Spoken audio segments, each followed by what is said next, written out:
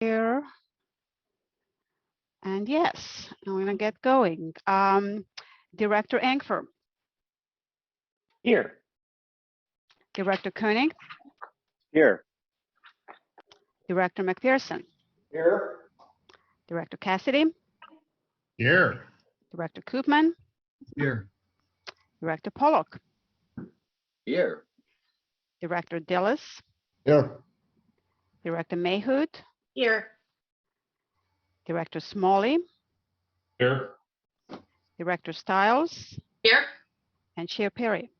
Here. Okay, we'll do a quick round with alternates. Director Baskin, Director Brown, Director Hutchison, Director Hayes, Director Lind, Director Henry, Here. Director Eckwell. Okay, we have one alternate who is going to be just in a no voting mode, and all 11 directors are here, so we have a quorum. Okay, thank you. Are there any additions or deletions to the agenda as written? There's none from staff, and let me just move us to the right place here. Okay, But no, there's none from staff. okay. Are there any oral communications on matters that are not on this agenda and would be for members of the public to talk about something that we're not going to talk about tonight, but we'd love to know what you think. So use raise the hand. I think we have everybody who is in public currently is joined via the Zoom app, and I see no hands. Okay, thank you. So we go to the consent agenda. We got the approval of the minutes and the Brown Act requirement for remote meetings, AB 361. Do I hear a motion?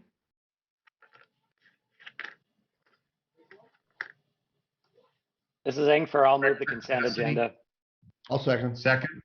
Okay, so Engfer moved and Dillis seconded. Okay, Okay, ready for roll call? roll call vote. Okay, Engfer, Aye. Koenig, Aye. McPherson, Aye. Cassidy, Aye. Koopman, This is approval of the minutes, right? for both consent items. Aye. Pollock, Aye. I think there might be a discussion, so what we would like, Chair Perry, would you like to check that? What's that now? There might have been discussion before we took the roll call vote. Oh, I didn't, consent agenda. I assume if we go to a motion that there is no discussion, but what's the discussion? Wondering if we could separate the two items out so that those of us who are absent don't have to abstain from the whole vote. How does that work? I think you can abstain from an individual item. I think you can also still approve the minutes if you weren't present. Could we get a quick check with legal counsel? Terry, if you're there, could you weigh in on that?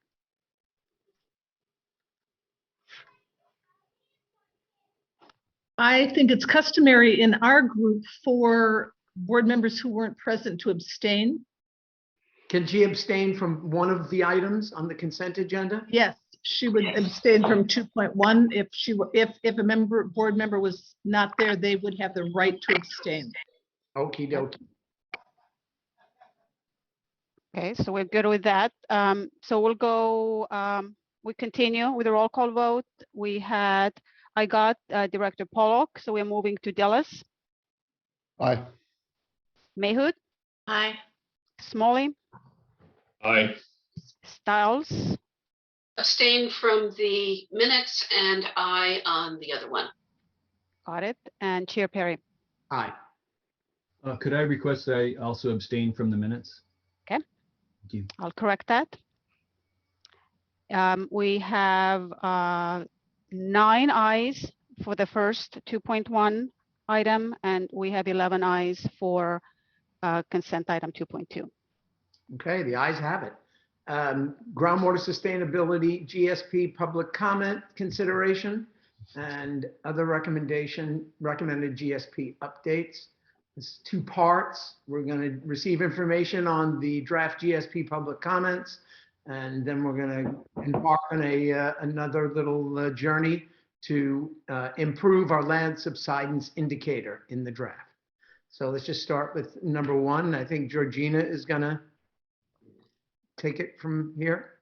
Yeah, we will turn it over to Georgina just in a second, but I wanted to just say one thing to introduce this item. We worked really hard behind the scenes between the 2 meetings, and Georgina did her best to get all of the comments compiled and responded to. You noticed that we had to do a revised agenda because there were some comments that we had missed. So we added them to the matrix along with the comments. And one thing that we were not able to do is to post for the board and public the full revised GSP, all of the sections that were noted in the matrix where we are proposing changes along with some other updates. We will be doing that as soon as possible, depending on the outcome of today's meeting, if there's any additional changes, but we will try to turn that around as soon as possible, as quickly as possible, and make that all available to public and the board. But just for your knowledge, it is not at this point, it's not accessible for anybody to see the updated GSP. So Georgina, if you're ready, you should have access. You should have rights to share your screen. Okay, I'm going to get it going.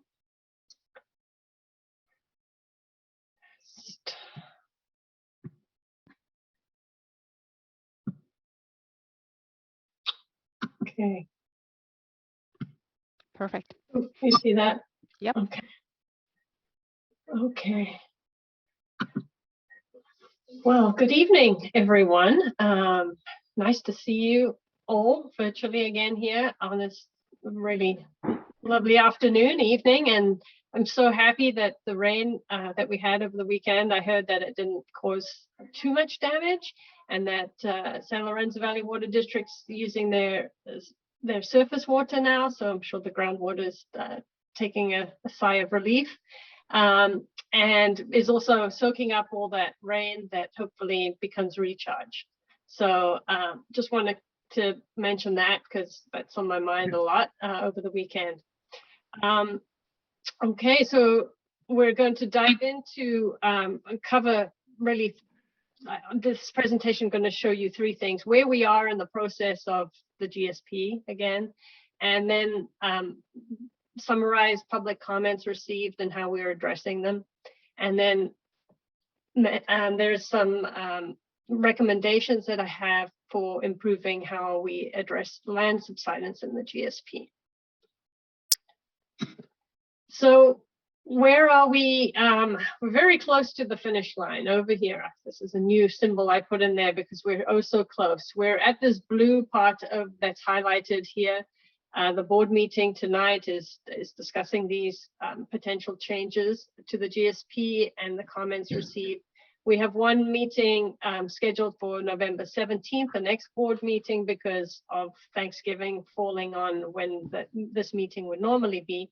And so that's how long is that? That's 3 weeks or so from now. And then we have to have a completely final GSP in one big PDF that we will spend the next month uploading to the Sigma portal, along with all the groundwater level data, all the GIS data that went in all the maps. And there's a lot of things to hand over to DWR that goes onto their website that is accessible for the public. So that's where we are, and we're doing quite well. We're ahead of still ahead of a lot of basins.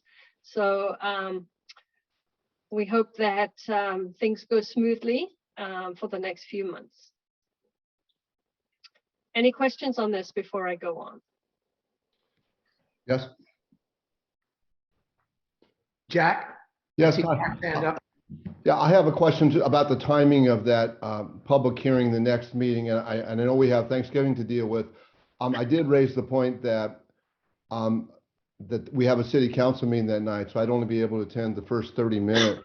So just a question, is a reality check, is that the only date that would work for the board as a whole? That was the only date that would work for the board as a whole. And at last meeting, I had asked everyone in your situation to eschew their other responsibilities and deal with this one first, because this is a critical meeting for us and every board member should be here. It probably won't be, hopefully, I don't anticipate it being a super board long meeting. It's just either going to be, we're going to vote on one thing. Okay. You Well, know? great, then hopefully I'll make the first half an hour, and I did miss the last meeting and missed Right. that comment because I was at the state league for city council members, but Yes. anyway, good. It's So let's gonna be- just- It's going to be a virtual meeting, Jack, because you get two formats going. yeah. You can be at both meetings at the same time and bounce back and forth. But Okay, we really want your vote as a board member. thanks for the explanation. And Okay. then that's gonna be November 24th, is that correct? No, No, November Wait. 17th. 17th, okay, Mhm. okay. okay. All right, anything else? All right, Georgina. Ruth Okay. has her hand up. Yeah, could we meet a half hour earlier so that Jack can get more of the meeting? Fine by me, I don't know, staff? The staff can accommodate. Georgina, would that work for you? It's fine for me. Okay. I will send out an email just to confirm that it works for all of the board members, but Good, yes. Yeah, Works good for idea. me. Good idea. Yeah, Thank you. I'm down with that. Okay. Georgina? Okay, great. Okay, so diving into the public comments received, and that comment period ended during our last board meeting in September. We had 10 individual members of the public provided written comments, and they were all but one of them were actually on the GSP. And there was a, I don't know how many pages, 12, 13 page letter from this consortium of NGOs with a lot of comments, but out of that there were 15 recommendations, and then they have a whole lot of appendices that point to the guidance that they are providing GSAs on how to address the things that concern them. And so that group is the Nature Conservancy, the Audubon California Local Government Commission, Union of Concerned Scientists, and Clean Water Action. And a lot of these are social justice and environmental justice groups. And so the comments that they provide to all GSAs on their GSPs are very similar. They all follow a kind of a checklist, and they're in a certain format, and I'm very familiar with how they provide their comments. So we also then, you all that were at the meeting last month heard there were 3 verbal comment, well, 2 different people, one from National Marine Fisheries and one from California Department of Fish and Wildlife were at the meeting and provided some verbal comments. And how we're addressing those, if you looked in the packet, you would see that there was this comment matrix where we kind of summarized what the comment was, and then reference where it was in the GSP, or what it was related to in the GSP, and then staff provided comments or response on that comment.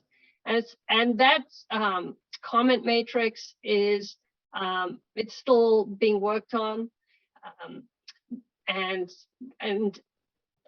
hopefully you did get a chance to look at it, because it does kind of summarize all the comments. In total, there were 50 individual lines in that table. that were related to the GSP.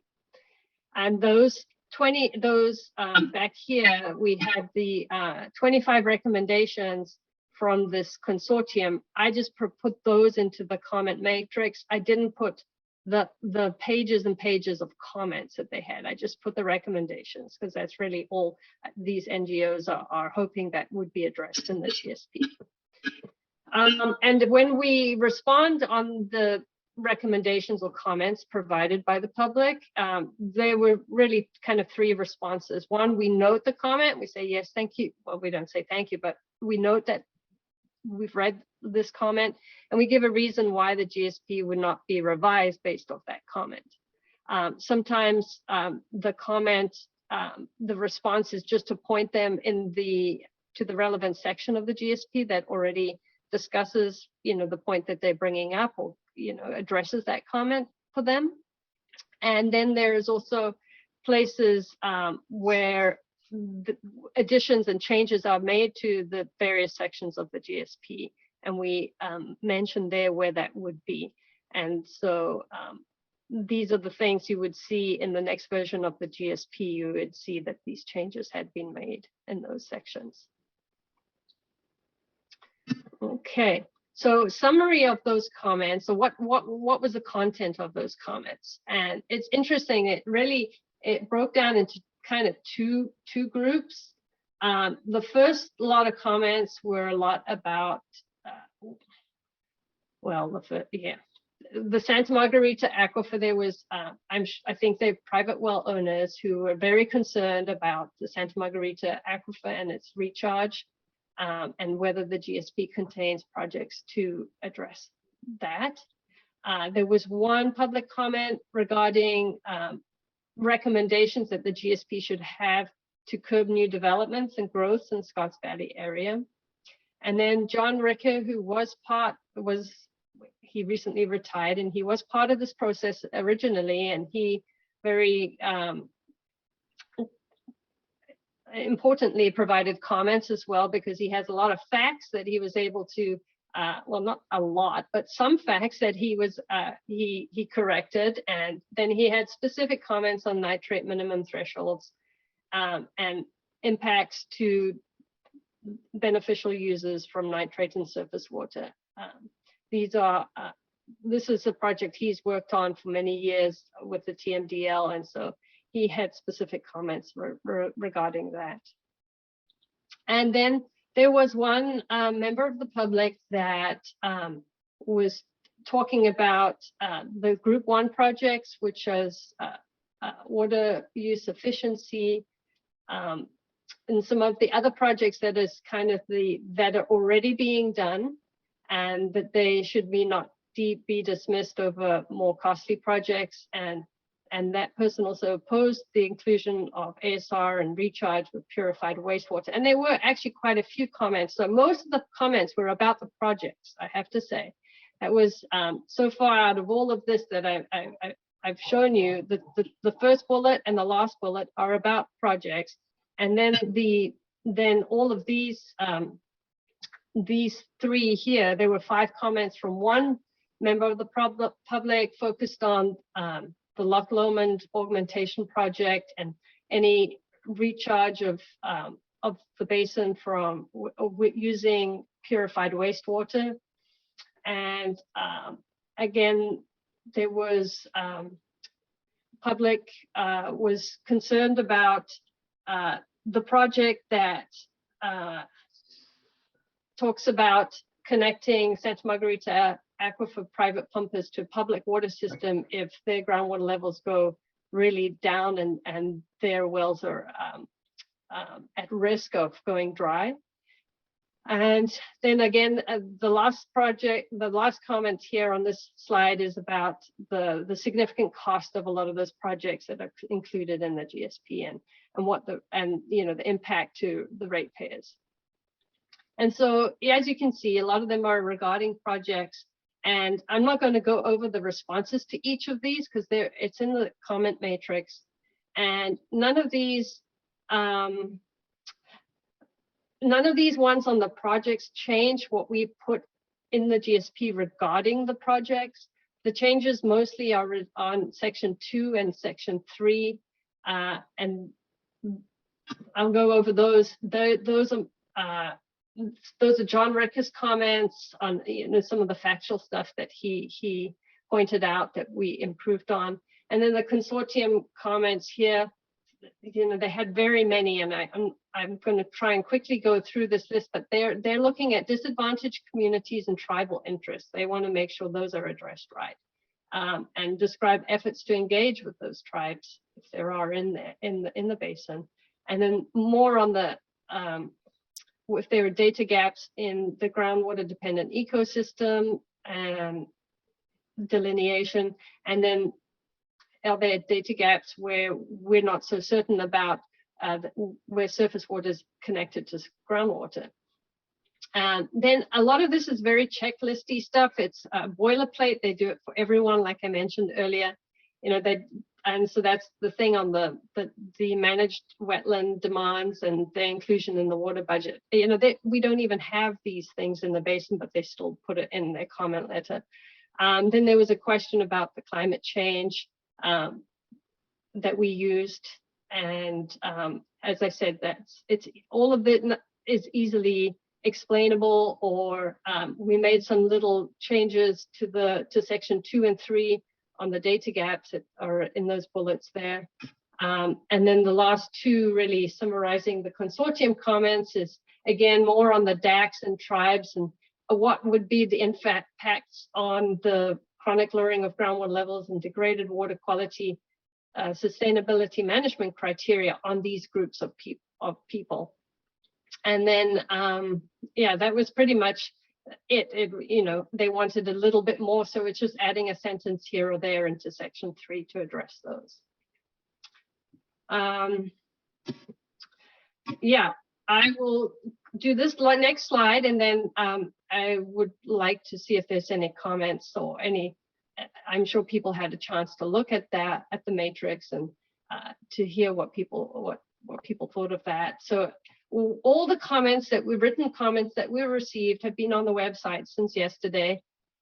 There's the link for it. It's where you go to the GSP, and you'll see a link within there to look at all the comments. It's compiled into one big PDF, and it's in the form that they provided to us on the online webpage that we had for them to submit.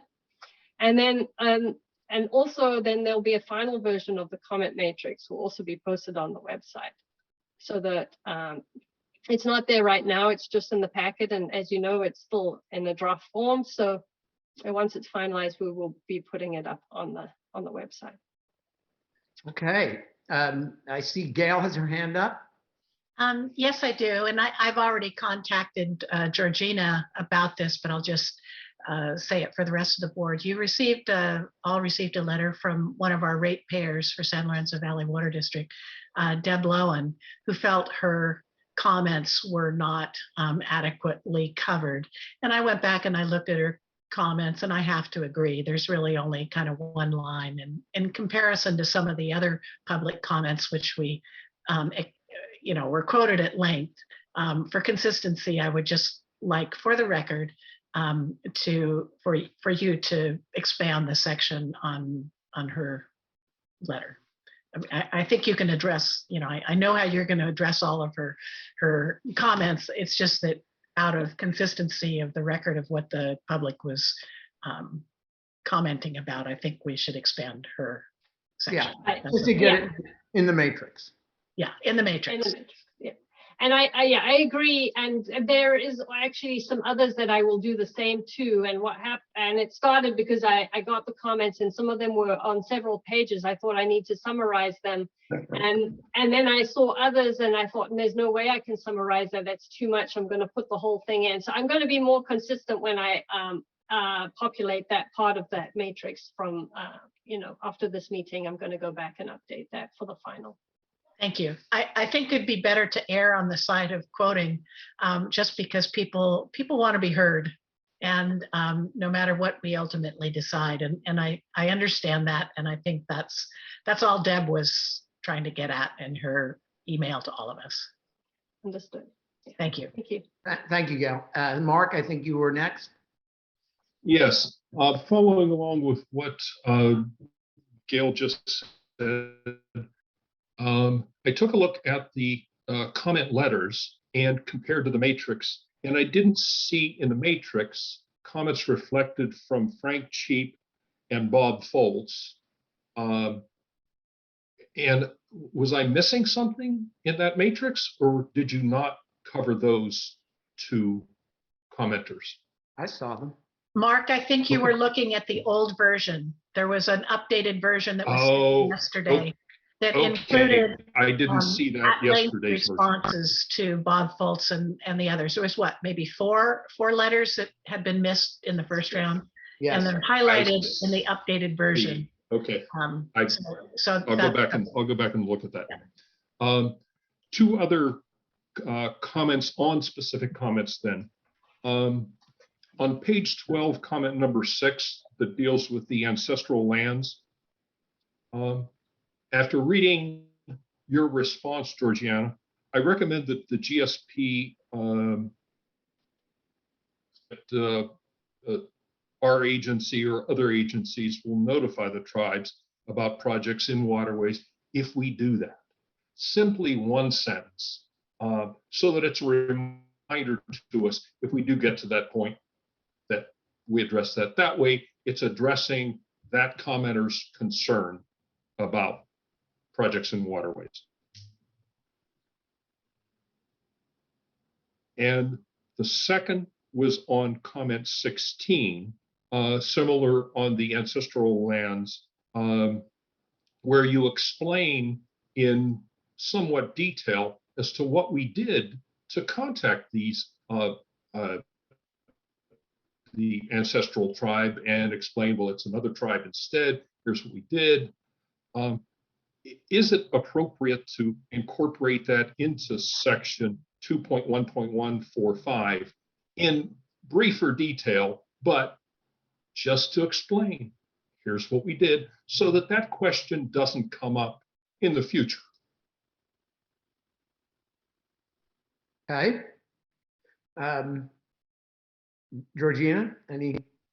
Well, I'm actually going to ask Sierra to reply to that because she was the one who spoke to the tribes and wrote that text. So I think it would be appropriate for her to answer that. Right. I think it would be appropriate to take some of that explanation. Yeah, you know, I agree, Mark. And put it into the GSP so that it's part of the record.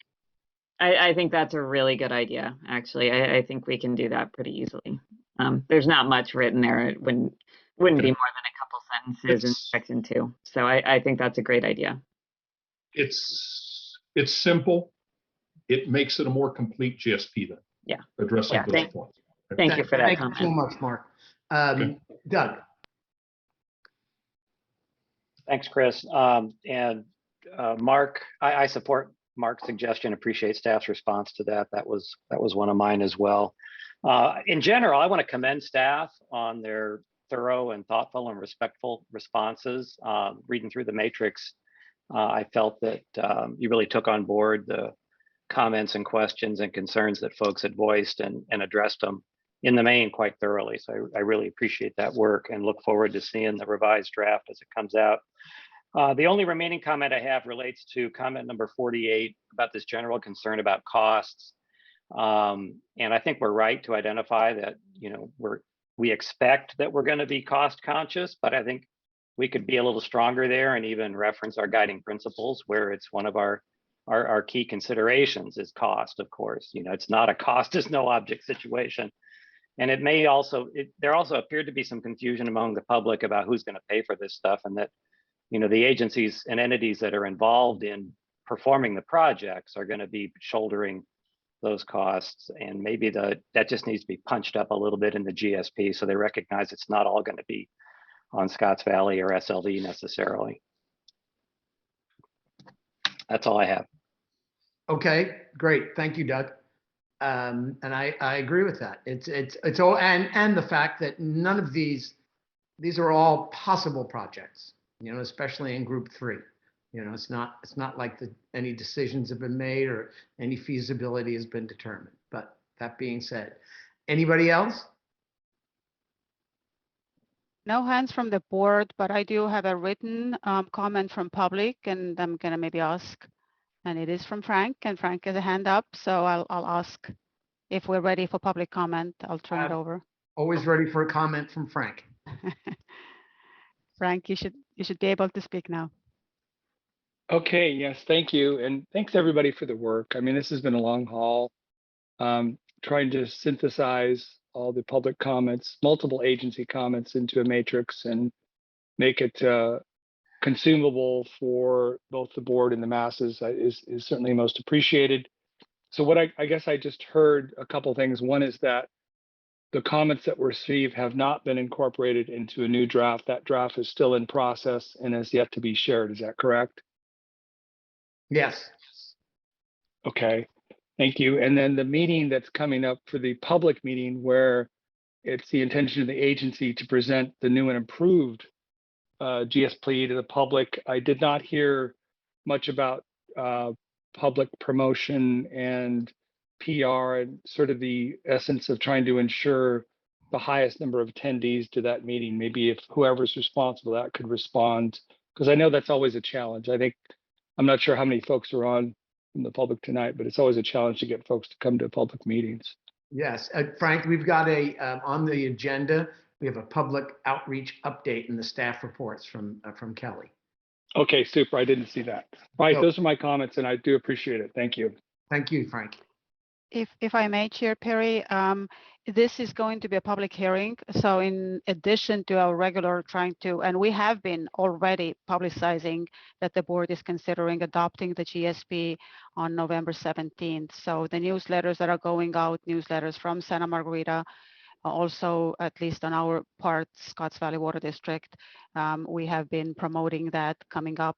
But there is additional piece that is required by law to do for all of the public hearings. We will be putting ads in the local papers. So that will be also in addition to the regular stuff. Okay. But yes, we can cover it more in detail later. Yeah, Kelly's update should be helpful and we can pepper her with questions.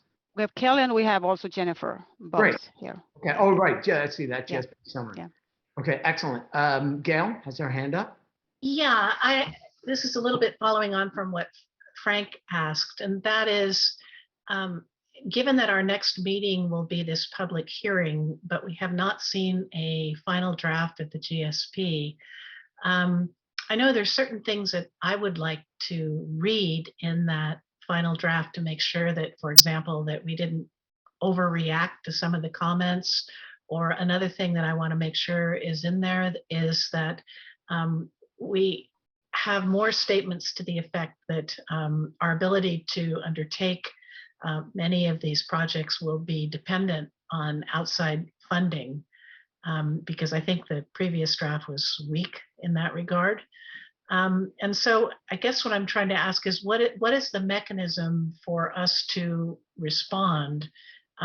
Because I really don't want to be nitpicking about this, that, and the other at what will be a public hearing. Okay. Many suggestions? You can always provide your comments to staff and we can facilitate as much as possible. Circling, but if we get conflicting comments, that's the only way we can address it, to bring it up at the board meeting. When do you think we'll have something to read that will be closest or will be the final? Any guesses? We have been working on it, so I think it depends a little bit on how much we need to revise based on today's comments. Georgina, do you have a sense of? I think by the end of the day on Wednesday. Okay, well, that gives us some time. That's plenty of time. Okay, if we run into a stumble, I think we can come up with a creative way to solve it. But we'll see. Let's see how it goes. Hopefully there'll be enough time. I suggest that everyone, as soon as it comes out, give it a look and make sure there's nothing in there that you're gonna feel bad about when we get to the big public meeting. Could I clarify? Wednesday, we're talking about November 3rd. Yes. And then also it's going to be posted on the website because we have to provide it to the public at the same time we are providing it to the board. So you will get an email directing you to the website. And it's my understanding, Georgina, that it will be one document, not sections individually as we have posted before. No, actually, if we're doing this interim thing, it's going to be sections. But some of the things are stripped from it because it's getting ready to be compiled into one document, but it will be in the track change version so that you can see what was changed. Okay, very good. And I saw hands go up and then go down. I'm going to assume that hands are not. I saw that too. Okay. All right. Very good. Anything else? So we've heard from the board, we've heard from the public. So let's go and tackle land subsidence and get that thing punched out. Okay, so the reason why I'm bringing this up now is that in the kind of downtime that I had, and I went to look at the comments that DWR provided to the GSPs that they have reviewed already, and there were only 5 of them. And I looked at the ones that failed and the ones that did pass, and I realized that what we had put in, how we had addressed land subsidence in the GSP wasn't up to the level that I think they're expecting. And that is mostly because they want all the sustainability indicators to be looked at, and something like seawater intrusion is definitely not going to happen in this basin, and so that one is an easy one to put away. But land subsidence, in their view, in DWR's view, every basin has the potential for this land subsidence, and so we did in this table here, in section 2, we gave substantiating evidence why land subsidence is not applicable. It should be, this table's incorrect. I'm just looking at it now. It's inapplicable. It's inapplicable, yeah. Yes, it's inapplicable. It's the opposite of what you see there. And so, we did that well. And we also, one of the things that DWR has done is they spent a lot of money providing this INSAR data, which is satellite data that is used to interpret subsidence, or how the ground has been moving up and down. And because they realize that people don't, all basins don't have if they're not having subsidence, they don't have the special monitoring little well things that they put in that can measure that. And so they are trying to provide this assistance in this INSAR data, and they would like it to be used to keep reevaluating, is subsidence happening? Even in a basin that says there is no land subsidence, they still want to make sure that is not happening, and using the data is a nice cheap way for the agency to figure that out. And so I would, in red are the recommendations that we're providing on things that we'd like to change to the GSP. So in section 3 on the monitoring network, we'd like to add back in something on subsidence monitoring using the INSAR data every 5 years. We did actually have it in there at one point, but it was very duplicative of what was in section 2. And so we took it out. But now in looking back, DWR has a checklist too, and they go through all the indicators and go, oh, did they address this? Did they address that? And this is now missing right now. So I want to add back in some of what we had before, and also state that if it's actually permanent land subsidence, which is what they're worried about, that if it's inelastic and it bounces back up, that's fine. But if it's permanent subsidence that is because of of groundwater levels falling, which they wouldn't do if we're meeting our criteria, but say in some strange way that happened, the water levels fell and the rock didn't hold up and it caused subsidence, that there would be the need for dedicated subsidence monitoring. We're just putting it in there to make them happy, basically. I think here, and it's a good faith thing, you know.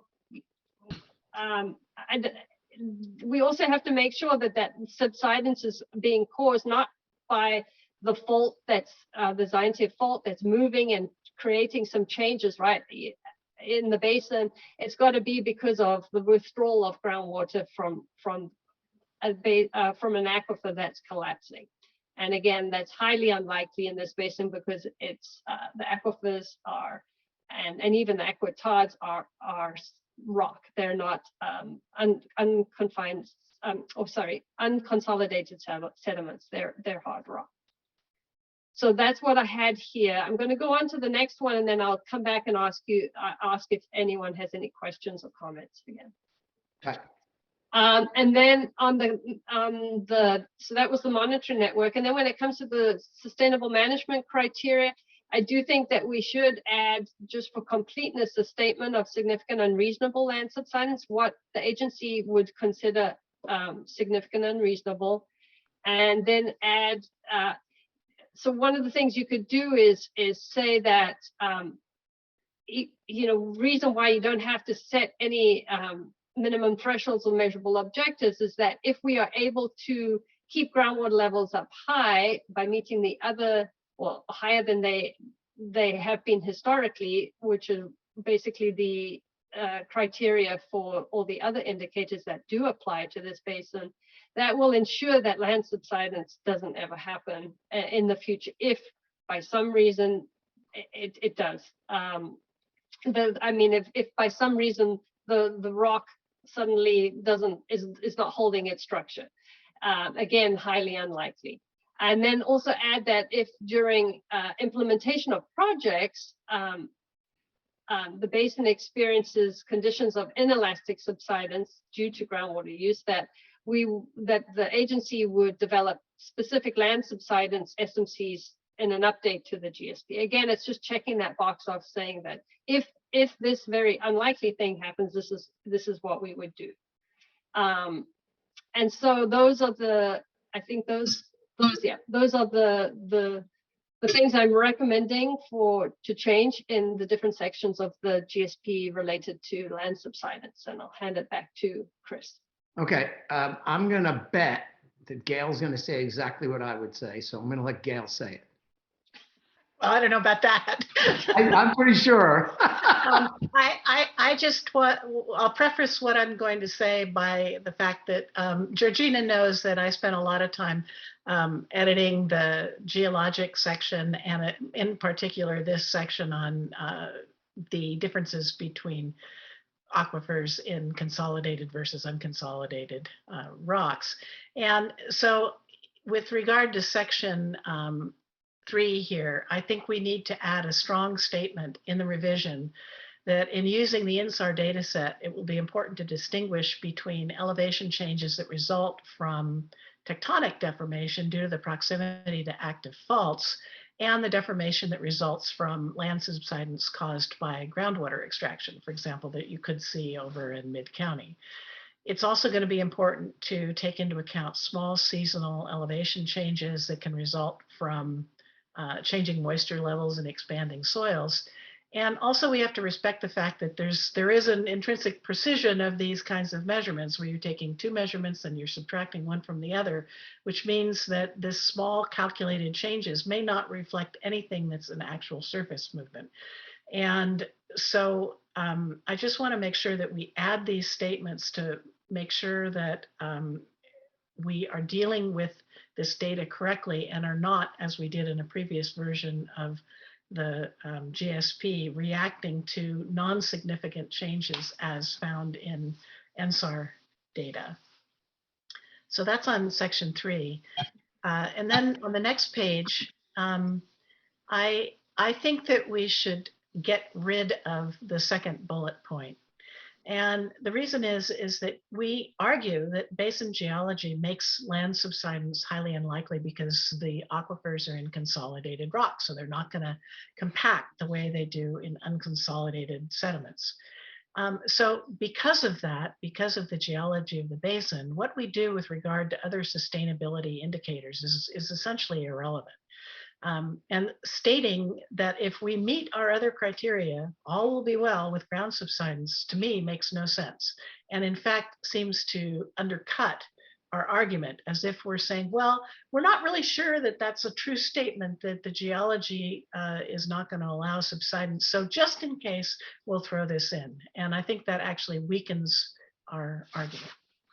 So, Chris, is that what you were going to say? That's exactly what I was going to say. The second part. I was going to say, it's like, you know, it's like that's when you stop beating your wife kind of thing. It's exactly. You know, the fact that groundwater levels change has never affected land subsidence in this area. You know, not only is it a sandstone aquifer, it's sitting on granite, you know, so it's never done it before. So us keeping our water levels up or down, I don't think will have any effect, or has never had any effect on subsidence. So I think we'd be better off saying that rather than we're going to keep our groundwaters up to avoid subsidence, because it almost sounds like we're saying that. If that's possible without having the Department of Water Resources go, "Whoa." I think it's fine. There's no problem leaving. Yeah, that's fine. That's fine. Does anyone else on the board have a comment on the logic there that Gail so much more eloquently put than I did? Should we get just a sense of the board? Should I go around the horn like Dave used to? Oh, good. There you go, Mark.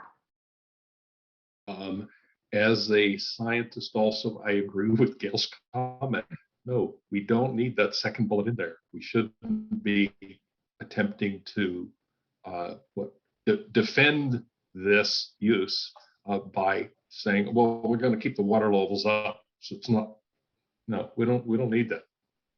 So. Okay, thank you, Mark. Do we need to go around the horn and just get everyone to say yes to that so we can put it in? Then do we need to find wording, or is that a good enough start that you can lay No, that? I think for this one, it might be easier if we say, does anyone not agree to this? Okay, Ruth. Yeah. Ruth has got her hand up. What is? Oh, well, I was going to say I agree, but I'm sure that Georgina would not make a statement about something never having happened in the aquifer in the past. She's too much of a scientist to say that something has never possibly ever happened. And you're not smiling. I would have, you know. No, we do say that there has been no subsidence in the past. It's actually in the GSP already. We said. Okay, all right. I am so careful about saying there's no evidence of, or saying it that way. Mm-hmm. Yeah, we do say that there's been no reports of subsidence, and there's been no damage reported, and that is in section 2. Okay. Okay, so does anyone object to changing that language to what you heard Gail explain in concept, that we are not going to try to excuse something we don't believe will happen regardless of what happens to our groundwater levels? Okay, hearing none, then Georgina, I think you can throw something together, and it's yeah. So then I will make all those revisions, and there's one still left to do, and that's the first red bullet on this slide here, is just to come up with a statement of significant and unreasonable. And I just, on the next slide here, I have what we used for Mid-County, and I think some other basins have used the same thing, and it's very simple, and I hope that everyone else finds it simple. It would be significant and reasonable if there was any land subsidence caused by lowering of groundwater levels in the basin oh wait, I read that completely wrong. It's any land subsidence caused by lowering of groundwater levels in the basin is considered significant and reasonable. It's worded a little differently than some of our other statements of significant and reasonable, and that maybe that needs a little work, but the first two lines are what is important here. Although it can we, any land subsidence caused by lowering of groundwater levels would be considered significant, unreasonable, and impossible? Just kidding. Gail, go ahead. I think this is an excellent statement of what we consider significant and unreasonable for this criteria. Okay. Okay, anyone else? Anyone disagree with the statement made? There you go, Dale. Good to see you. No, thank you. No, I just wanted to say that I agree with this. I had trouble with the any at first, but then I think in combination with the lowering of groundwater levels, then, that goes together. So yeah, I would support this. Yeah, the reason why any is in there is that other basins, they give us a metric in inches or whatever, the millimeters or whatever they're using, and they say this amount is acceptable, but anything above that is unacceptable. And these are basins where there is subsidence. So that's why we have any here, is that it's like anytime it's detected, and you see it does get tricky here because it has to be linked to the lowering of groundwater levels and not the things that Gail was talking about earlier. And so we've already seen in the data set, the inside data, yes, you do get there's an inherent error, and they document that in the data set. And then there is also, lots of other things like swelling of the soils and things like that could affect it. So that, these are things we would look at. Just curious, what is the measurable amount? I mean, I'm curious to know, like, what is that measurable amount that they're looking for? How can, to what degree can they measure that? Usually it's in an extensometer. It's a well that's equipped with special monitoring equipment in it that's surveyed to be able to do that. And that's in areas, where there is land subsidence. And I can't tell you what other basins have said is acceptable or not, but that extensometer is very accurate. It can measure down to very small amounts there. Since I have not worked in basins that have land subsidence, I can't tell you kind of the numbers that they're seeing. Gail? I was just I think that he was asking what the precisions of the INSAR data are, which is the kind of data that we're going to have because we're not monitoring otherwise.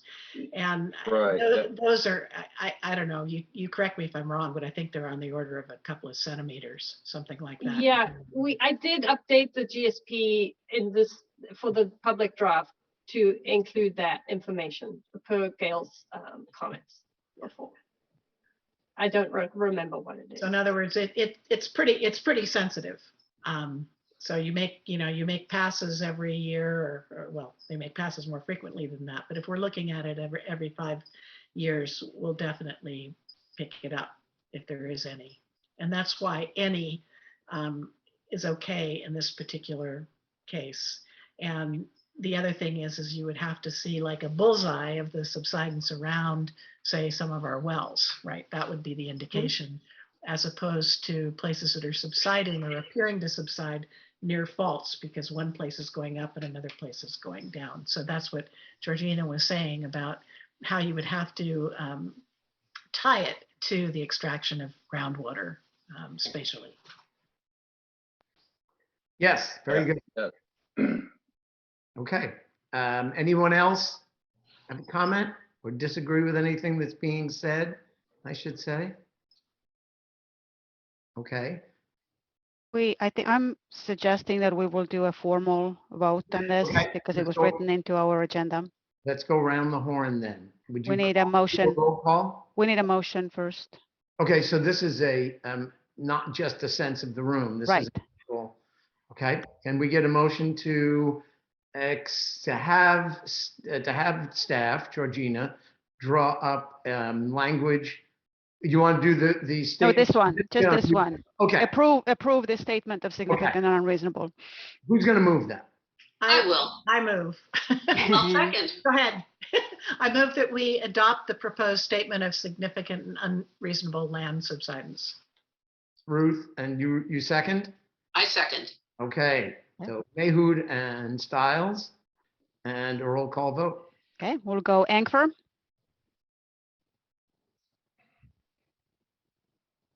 Aye.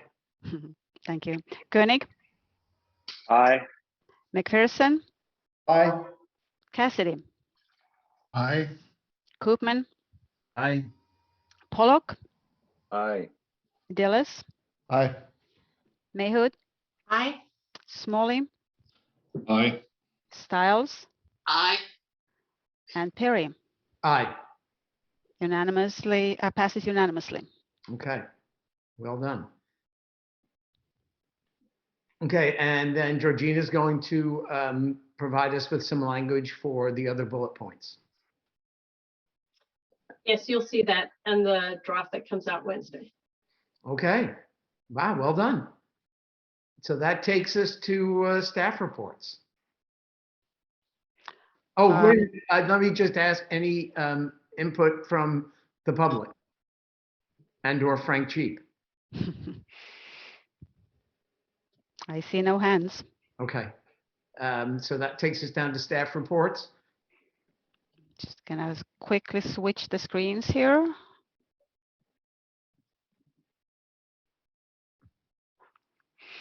Okay, so we had a one that is our quarterly financial reports that were in the packet. They were prepared by Nick Kearns, our treasurer, first time.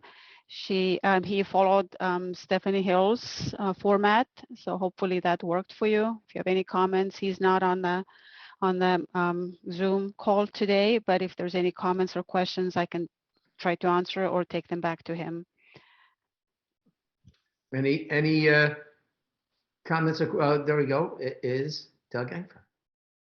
Yeah, you thought you were going to get away with it, but Yeah, I, mindful of the substantial receivables, I'd be curious about some detail on what's in AR. AR is all grants. Okay, so there's no receivables outstanding from any of the JPA members. That's what I hear. The county might have been as of end of September, but their contribution is relatively small. So I think I recall Nick bringing that up. But it's the grants are, I think there's maybe 2 payments outstanding. Okay, thank you. Mhm. Okay, anybody else? Okay, GSP summary. That would be, let me see if Jennifer is here. Yes. And so Jennifer, maybe in addition to the GSP summary, you can also cover the previous comment or question about how we're going to do a final push reaching the stakeholders about the public hearing and the board meeting in November. Yes. Yes, that sounds great, Brett. Thank you. Thank you, Chris. Hi, for those of you who don't know me, I'm Jennifer Murray. I'm with Miller Maxfield, and we've been working with the Santa Margarita Groundwater Agency for really since its inception to help with public outreach and communications. Our most recent project was developing the groundwater sustainability plan summary document. This is an 8-page document. We spent several months working with the working group to develop the content for this. It's basically to give the public a general overview of the GSP and translate a lot of the really big concepts into something that's digestible for the public. This is now posted to the Santa Margarita Groundwater website. If you go to the GSP page section, you will see a link to it. We've modeled this after the Mid-County's summary document, which they found useful. The one difference with ours is we did not do a print product at this time because distributing print products and gathering is still not high on people's lists. So we tried to save a little money there for the time being, but we always could print a small number of these if there was a need, say for an in-person meeting, outreach events, or even directors who would like to have these to meet with their constituents. So that's always a possibility. Let Pret know and we can make that happen. So the summary, like I said, was posted to the website earlier this week. We've already shared it via the MailChimp newsletter to about 300 people. We'll share it on social media. And when those outreach events do occur, it's a great place we can direct folks to get more information without sending them to the entire massive document. We can do that with things like a simple sign with a QR code so that people can scan it with their phones and then they'll have the link. We also could potentially make a small handout that people could take with them if that's something that was useful to Kelly or other members of the team here. The actual summary, like I said, it's 8 pages. It explains what the agency is, includes a map. And I'm sorry, if you've already looked at it, forgive me for this quick overview. I know some of you have, but a map of the basin, a short summary of the mission and goals for groundwater sustainability, explains where our local groundwater comes from and what our basin's groundwater issues are. It also talks about what sustainability actually looks like for a basin, and particularly for this basin. It briefly covers PMAs. Those are, that's such a deep topic. You can really do a lot with that. We chose to keep it pretty simple at this time. We talked about our science-based approach to management, the implementation schedule for this plan, what happens if we don't produce results, and then a quick overview of what the Sustainable Groundwater Management Act requires here in California. The nice thing about just doing a digital version means if there is an update to something that we need to provide, it's really easy to make that change, date this version, and we don't have to recycle a bunch of print product and redo it. So with that, Pret, should I pause here and take comments and questions about this before I move on to the other outreach questions? Chair Perry, would you like to do a round? Yeah, Chris, around the room? Chair. Yeah. Yes, go around the room. Sorry. If there's any questions about this topic. I love the summary. I looked at it earlier, and I think it's very well formatted. Thanks, Chris. Yeah, and please reach out to me if any of you would like to have a handful of those printed out for you. We can certainly facilitate that. Jack Dillis? Yes, I like it too. The format's great, easy to follow. It has all the basics. I have one question on what's called 4.2.7. What happens if the plan fails to produce results? The last sentence talks about how if we didn't reach sustainability by 2042, the state will step in and likely mandate water cutbacks and fees for all parties. My understanding is that I think I've heard the state say that they might step in.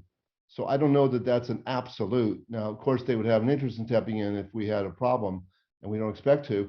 But I just want to be careful with that word, because my understanding is it's not an automatic that the state would step in. So if that's true, I prefer to say the state might step in. Okay, thank you. And just I think the state. I think it's kind of covered. Say likely mandate. Well, I got that part. I think the state would certainly step in, even just theoretically. You know what I mean? You would get a knock on the door from the Department of Water Resources. I think, in that sense, I think people need to, my opinion, just, I hear what you're saying, Jack.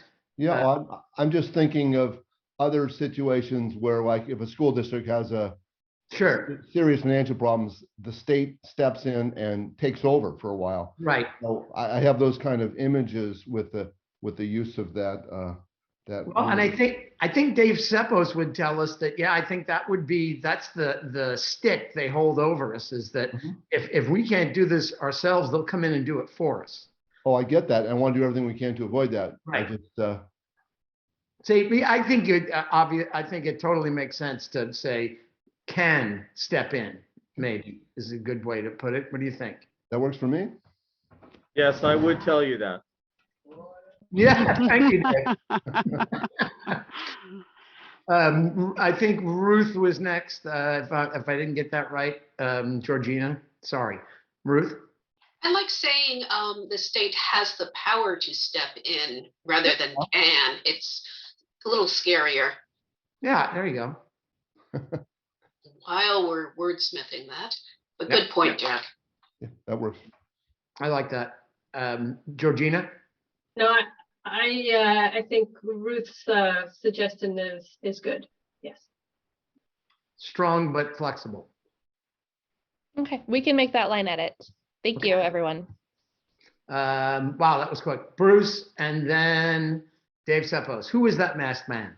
I just wanted to say job well done for all the wordsmithing we've been going through over the last years. Very well done. I just very much appreciate it. Right on, Bruce. Thank you. And everyone thanks you. Dave, good evening. I was just going to say that along what Ruth said, if you want to be really nitpicky about it, it's not really power, it's authority. They have regulatory authority. That's really the correct term. Okay. That makes even more sense. Thank you, Dave. Dale?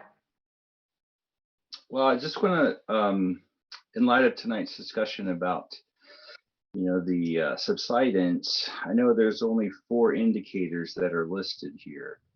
And so I wondered if it's, because this is a plan, they require the plan to address the following unsustainable groundwater conditions.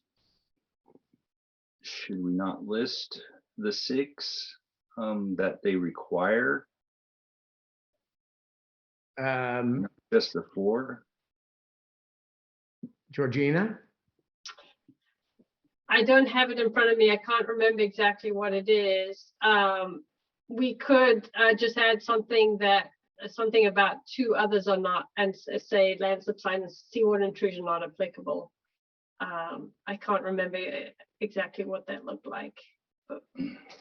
Or something like, here are the 6 that they require, but our aquifers only needs to focus on these 4 or something like that. Sure. Just a thought. Yeah, because well, it's educational for people to know that throughout the entire state, we're looking. Everyone has to look at 6, and we only have to worry about 4. That makes sense. I think. Anyone else have? I see Stephanie's got her. Jennifer has her hand up. Yeah. Any other board member? Dale, what Dale's suggesting sound good? Okay, what do you think, Jennifer? Just from a strictly design perspective, it would be difficult to add extra language to that page. You can see that page is fairly full. What we were trying to do there to reduce some of the copy and make it all fit was just address what this basin's groundwater issues are instead of what SMGWA requires. So that was the thought process. Of course, we want to make this a really useful document for the board and the community so we can figure out how to make something work. But that was the thinking going into this part of the summary. Okay, and I can see the formatting issue with that on that page now. Okay, Ruth, what do you think? No, I'm just comfortable with keeping it as it is. That I think keeping it readable is really important. Okay. In this era of people not reading things. Right. Okay. I think Dale makes a good point, but I think given the formatting and that makes sense. Anyone else? Okay. All right. Well then, thank you very much. And do you want to join Kelly with the public outreach update also, Jennifer? And Stephanie. Maybe Jennifer now, because Kelly's gonna more talk about what she has done, what's behind the scenes, and the board might not be aware. But Jennifer, very briefly, what can we do in an upcoming 2 weeks here to get the word out? Yeah, so we have some tools we already use and we'll continue to do that. The newsletter, the social media content, and then Brett mentioned the legal requirement to do ads in local papers. We also can do, and I think we should do, a quick press release or media alert mentioning this meeting coming up and the big decision so that we can get something like a coastline in the Sentinel, maybe a mention in the press banner. The SLV Post has a really strong readership. Scotts Valley Times, it might be difficult to meet their deadlines because they're monthly, but there are definitely some ways to get this out to local media to try to get some additional outreach. And then sharing in other social media groups such as My Scotts Valley and Felton Neighbors and whatnot to try to connect with people wherever they are and reach them. I know that Frank specifically asked about private well owners, and we have a lot of those connections from the private well owner meeting we had last year. So we can work to make sure we connect with those folks over email and let them know this is happening. Great. Okay. You can lead a horse to water. Great. So Kelly, do you want to take over? Thanks, Chris. Hi, I'm Kelly Krotkov, and I've been interning for the Santa Margarita Groundwater Agency since about February of 2020. It started off with a focus in youth outreach mostly, and then more recently turned into both youth and a general public outreach. So I'm going to talk to you a little bit about what I've done since I started. I got a chance to and how we've tried to reach public and represent the agency, and just reach people and meet them where they're at.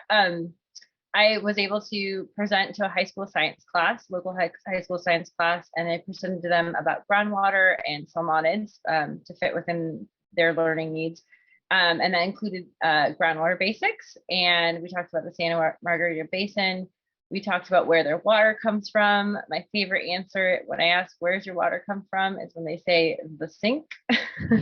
That was the best.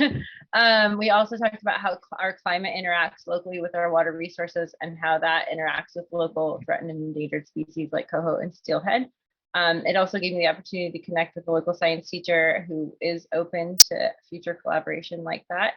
I also got a chance to lead a local kindergarten through 5th grade classroom in a groundwater experiment, and it was called Aquifer in a Cup. And we discussed, again, where does their water come from, a little bit about groundwater surface groundwater interactions, and what is groundwater and how our local fish interact with that process during the dry season. Especially, when things are low. I have also, so one of the things we started off by brainstorming. I've had, been lucky to be very well supported by a number, been very well supported in this position. And so we started off in the beginning with a big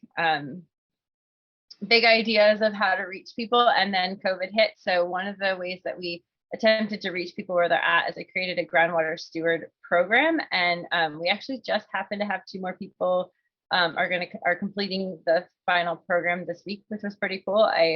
That was pretty exciting. So it's basically an online classroom. It was created in an effort to be more accessible to younger members of the public. The class itself takes about 8 to 9 hours to complete.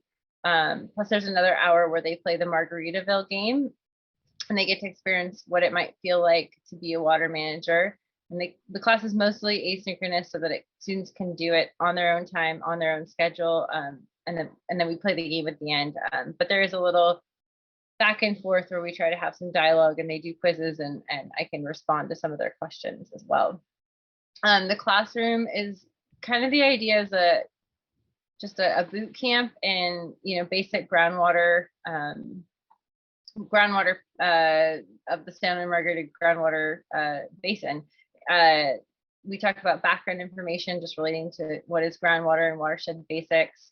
It goes the other talks about geography and geology of the basin as it relates to groundwater, California water law basics, water supply, which includes growth, climate change, water quality, and costs. And then there's a section on why does this all matter. So it talks a bit about the human and the environmental component, and then a primer on what SIGMA is, and then what moving forward, what can we do? So that's sort of the PMA section, and then we finish with the game.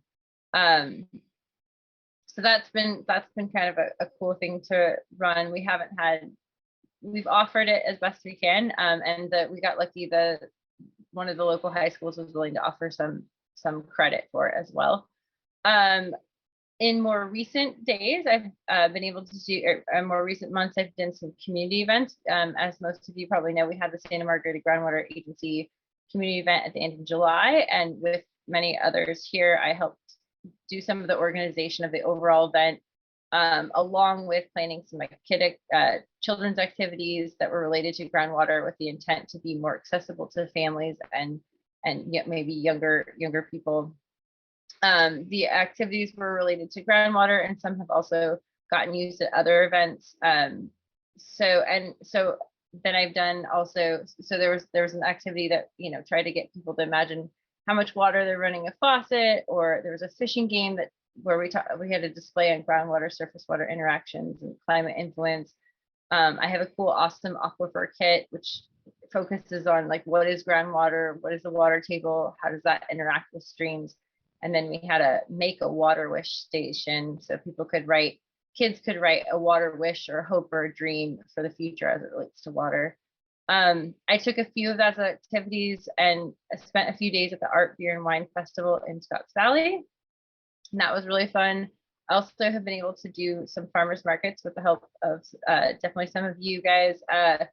And so we attended the July, September, October, and we'll do one more in November. I was able to, that's been a good way to outreach. There was a middle school teacher that got my email. She was interested in maybe collaboration for her classroom and learning more about the basin and maybe an opportunity there. So a lot of these events, I've had a groundwater experiment. It's a little clear plastic box, and the kids get to pour water in it, and they get a chance to understand just a bit more about what is groundwater, where does their water come from. If I can find out, where they get their water from, I talk to them about how that works. We also have a fishing game that displays how people a fishing game and a small display to help people understand how groundwater and surface water interact with coho and steelhead, especially during low flow conditions. The cool thing has also been, it's been fun for me to just let kids know about the water and the fish and give them some of the basics. And then a lot of times I'm able to connect with the parents as well. And so if I get my elevator speech in, I try to let them know, one is that this agency exists and this agency is working on sustainability for the basin. Sometimes parents are just, they can be busy, but they're happy to know that we're here. So that's maybe good for you guys to know. So people seem just, oh, good, somebody's doing it, And then, if they're willing and able to stay, I might talk to them about how we've got a newsletter, how they might participate, or at the very least get updated if they're more interested in understanding, what's happening with this agency and the work that you guys are doing. Yeah,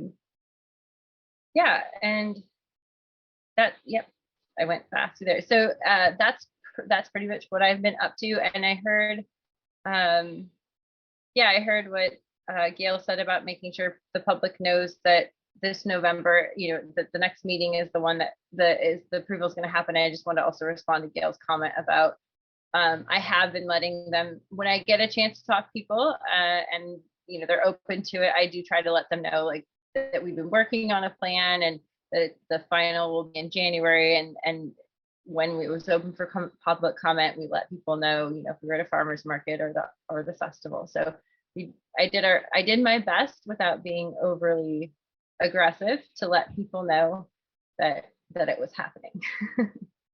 And that's Great. thank you for listening and the opportunity to do this. It's been fun.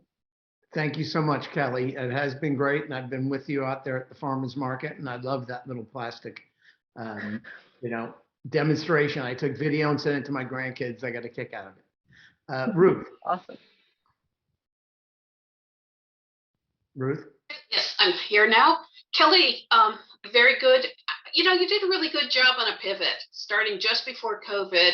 Trying to do outreach seems like an impossible job, and you've pivoted so well with this, and I like what you've been doing. And I think this is the line I am going to stay with for a while is the, oh, good, somebody's doing it. I'm glad that we are doing this, and oh, good, somebody's doing it with your outreach. Thank you. Thank you. Thanks, Right. Ruth. Great. Thank you, Ruth. Anybody else? Okay, seeing none. Any public comment? Yes, we have one from Frank. Frank. Thank you. Go ahead, Frank. Hello, yes, I guess I'm still unmuted. Kelly, great work. I think last time I heard a report months ago, it was pretty thin, but now you've done tremendous amounts of work. I was just going to say I'm a salesperson by training. With a PowerPoint, I can sell almost anything. I'm happy to volunteer. I think the science class stuff would be fantastic with some scalability and maybe a module that you could promote to science teachers at a larger scale. I always think about how we do more of education, but really fantastic work. Thank you very much. And then the second comment I had was relative to public outreach.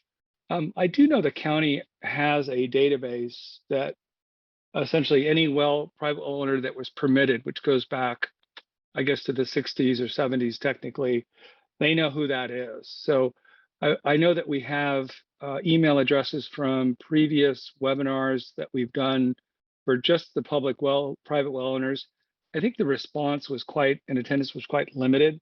So I guess my suggestion would be for our PR agency to work with the county and see if they can harvest sort of a wider audience in order to promote public awareness, first of all, of the GSP that's getting ready to be submitted, and then secondly, to the public meeting. I've sort of tried to spread the word within neighborhoods that I live in relative to private well owners, but I have a limited reach. So that would be my suggestion is if we can have the county work together and help really get the word out to private well owners. Because generally, I mean, other than folks like me and Jeff and Eden that sit on this, most of the public doesn't seem to participate in this particular format or even district meetings and kind of all the other things.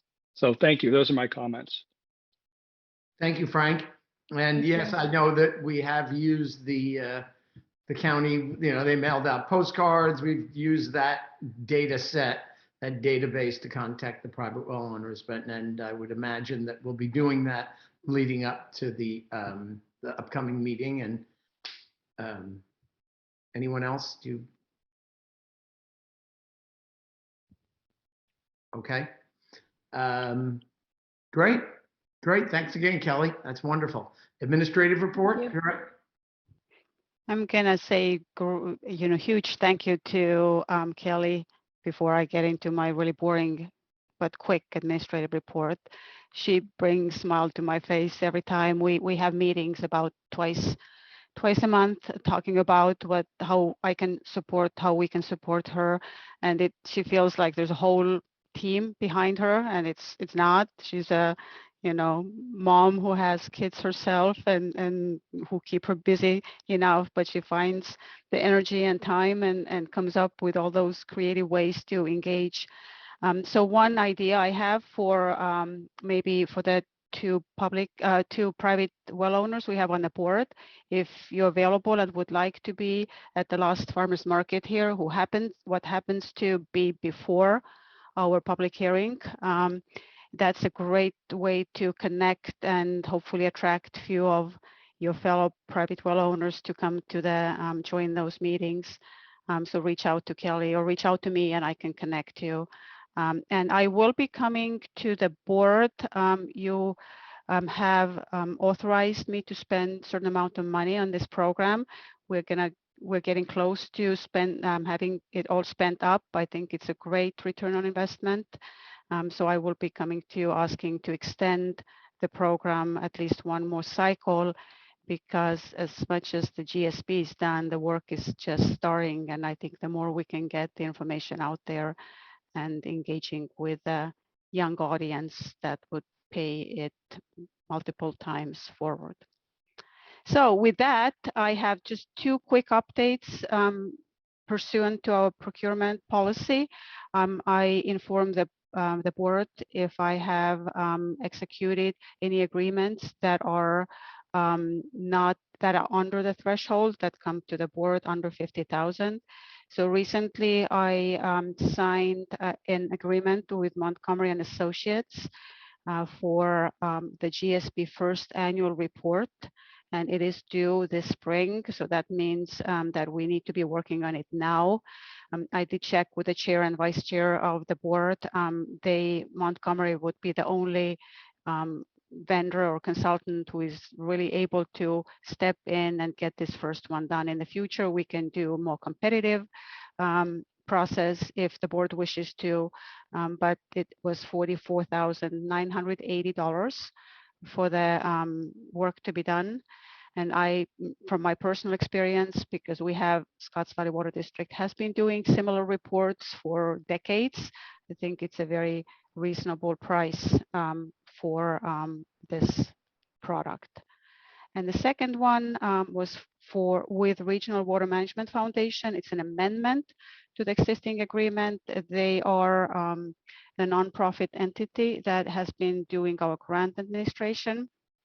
And when we signed the original agreement with them, we had received just the first Prop 1 portion of the grant. Subsequently, later, we applied for and received the Prop 68 funding, and the agreement was never updated to reflect the additional work they have to do. So that's $41,850 to cover the scope of work to add administration coordination and reporting services for the DWR GSP Prop 68 grant. Any questions? Okay, see, Ruth? That was 41,000 on, what was the principal of the grant that we got? The grant amount was 644,000 and our match was 200,000. So it's about, the combined amount is a little under $1 million. Thank you. Okay. Any other questions? Any comment from the public? Okay. Director's reports. Doug. On the 14th of September, I was invited to present to the county civil grand jury on a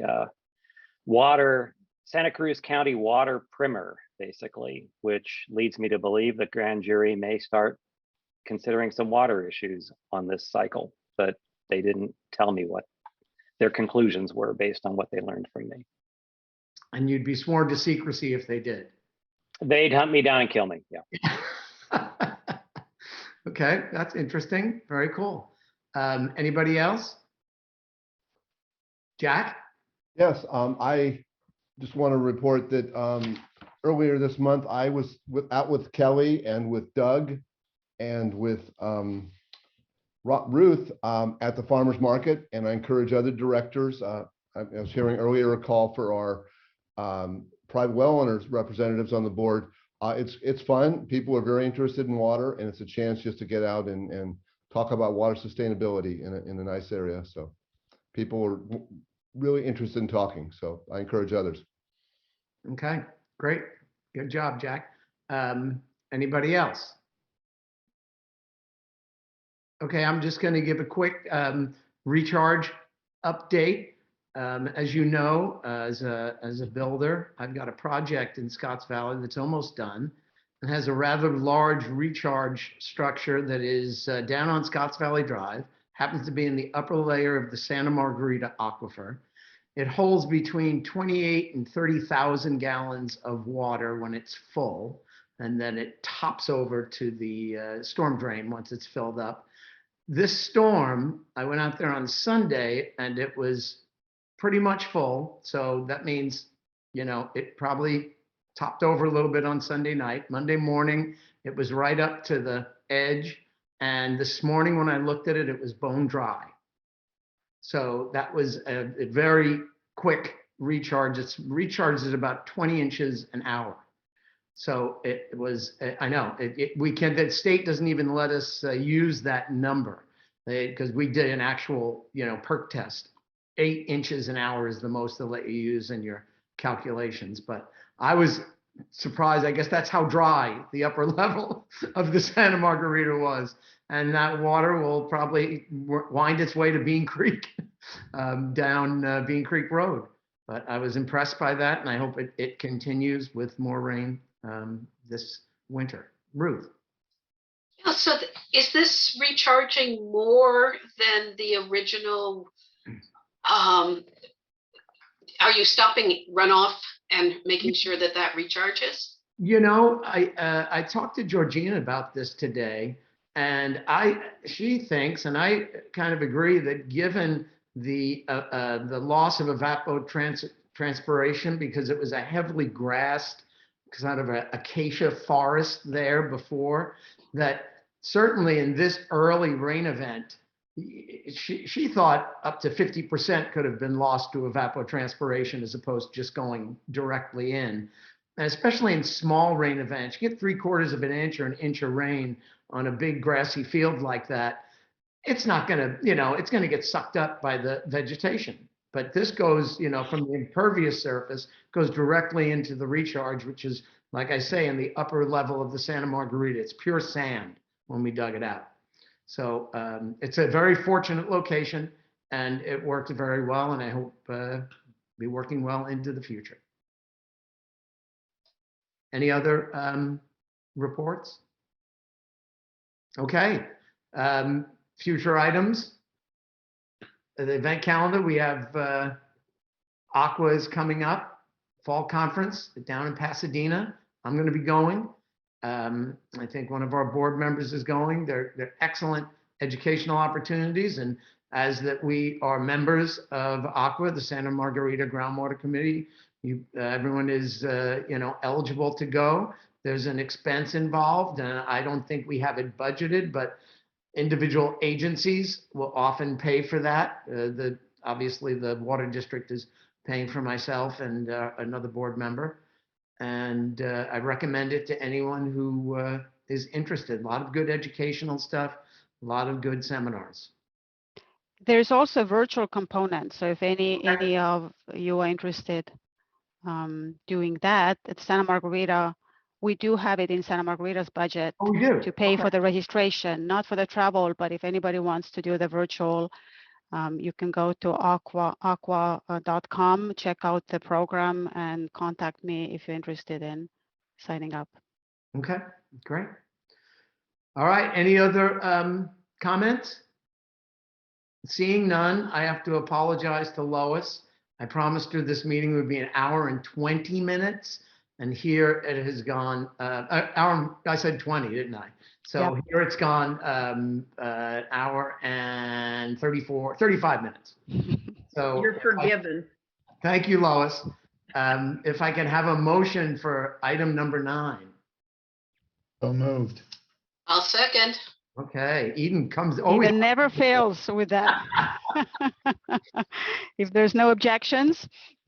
Okay, no objections. Adjourned. Thank you, everyone. Thank you, Georgina, Pierrette, Sierra, Dave. I hope your mom does well, and Terry, and all the board. Thank See you. you in November. Bye-bye.